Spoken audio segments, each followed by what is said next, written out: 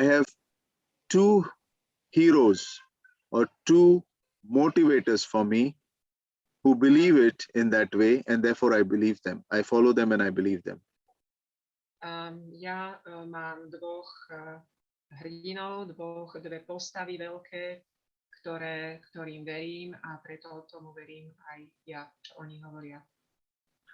So the first hero that I have who believes that book of Genesis was the way it is written is Saint Paul.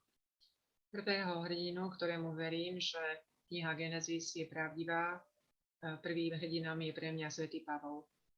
In the book of Acts chapter 17 verse 26, we read what Luke writes on behalf of Paul. V skutkoch 17.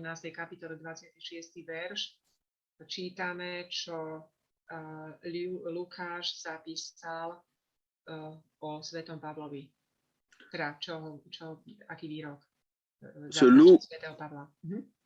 Luke and Paul, they are not simple people. They are people who have had God experience, and at the same time they are very intelligent, learned people. We know from scriptures that they are learned. Paul studied at the feet of Gamaliel. Luke was a doctor, he was a Gentile. So they are intelligent people, and they say in chapter 17 verse 26, and he made from one man every nation of mankind. They believed what the book of Genesis says. Čiže svätý Pavol a Lukáš boli ľudia vzdelaní. Pavol mal úžasné vzdelanie, vieme, že sa o ňom píše, že sa vzdelával pri nohách Gamaliela. No a Lukáš teda bol lekár, čiže oni, keď povedali, keď je zaznačené v skutkoch 17:26, táto veta, alebo tento výrok, že a z jedného urobil celé ľudské pokolenie, aby obývalo celý povrch zeme. So if Paul believed, I have no problem believing the book of Genesis says what is the truth. A keď svätý Pavol verí, tak ja nemám problém veriť tiež. And more than that, even a greater motivation for me is to see that Jesus believed in what the book of Genesis says. A ešte väčšia motivácia pre mňa je, keď vidím zaznačené, že Ježiš, náš Pán, veril knihe Genesis. You see, Mark chapter 10 and verse 6, if you read, Jesus is saying, but from the beginning of creation, God made them male and female. No a toto máme zapísané v Markovi 10. kapitole 6. verši. Ale Boh ich stvoril od počiatku stvorenia ako muža a ženu.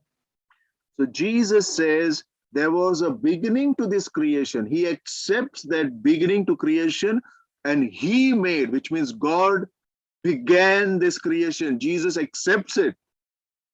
Čiže Ježiš povedal, že toto stvorenie malo počiatok a že Boh od počiatku stvoril muža a ženu. Čiže Ježiš veril tomu, že to bolo takto. And that he made them male and female. A že ich stvoril ako muža a ženu. So you see, Jesus based his teaching on the book of Genesis. Čiže aj Ježiš zakladal svoje učenie v tomto ohľade na knihe Genesis. If he did not believe it, he wouldn't have preached from there. If he did not believe it, if he did not believe the book of Genesis the way it is, he wouldn't have preached from there. Takže keby tomu nebol veril, tak by o tom nebol hlásal, o tom nebol kázal. So if Jesus and Saint Paul, these are two great people in the Bible, and if they believe the book of Genesis the way it is written, then I don't think any of us can dare differ from what they are saying. Čiže keď takéto dve veľké postavy, ako Pán Ježiš a svätý Pavol verili knihe Genesis, tak my nemáme prečo tomu neveriť. So I am maybe naive or talking like a fool or whatever you say, but I think there will be a time in our history when science is going to accept and say book of Genesis is exactly the way the creation came into being. Takže znovu môžem povedať, že môžete ma nazvať naivným, ale ja si myslím, že príde čas, kedy veda naozaj potvrdí, že kniha Genesis je presná. However, for me, it doesn't make a difference whether science says it or not. Ale pre mňa to v podstate je jedno, či to veda potvrdí alebo nepotvrdí. It is sufficient for me if the Bible says it and if Jesus and Paul say it. Pre mňa je podstatné to, že sa to píše v Biblii a že to hovorí Pán Ježiš a svätý Pavol. I'm talking about science saying it only because of those people who believe in science and not in God. Takže toto spomínam o vede len kvôli tým ľuďom, ktorí veria vede.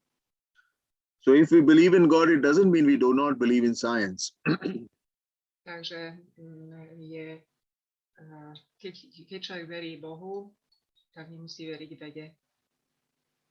I believe that science only supports and enhances our understanding about God and blesses us to understand God better. Takže ja si myslím, že veda nám len pomáha vlastne nejaké veci lepšie, neviem, presnejšie poznať, ale vlastne nám len to doplňa, čo je získateľné vierou a teda poznaním Svätého písma.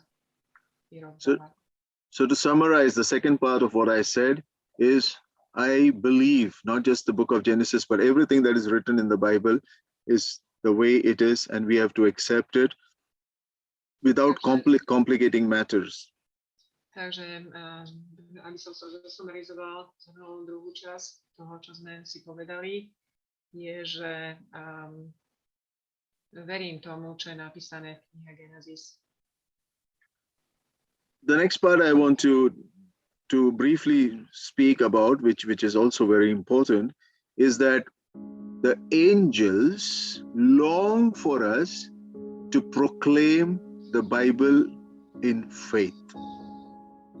Ďalšia vec, ktorú by som chcel povedať, je, že anjeli túžia po tom, aby sme my hľadeli na Bibliu s vierou.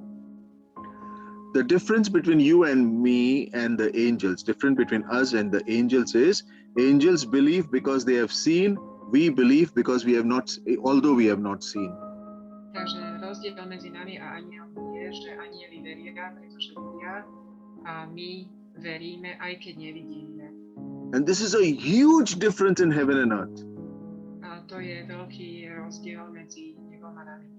So when you and I, without seeing, proclaim the word and believe by putting our faith in it, there is rejoicing and angels long to hear it. A keď my napriek tomu, že nevidíme, tak veríme a takýmto spôsobom sa k tomu dokážeme postaviť, tak anjeli sa neskutočne tešia z toho. I'm not giving you fairy tales. I'm telling you what the Bible says. Nehovorím vám teraz žiadne rozprávky, hovorím o tom, čo sa píše v Biblii. So let's read what St. Peter has to say about it. 1 Peter chapter 1 verse 12. Takže môžeme si prečítať, čo o tom píše Peter v prvom liste Petra, 1. kapitola, 12. verši.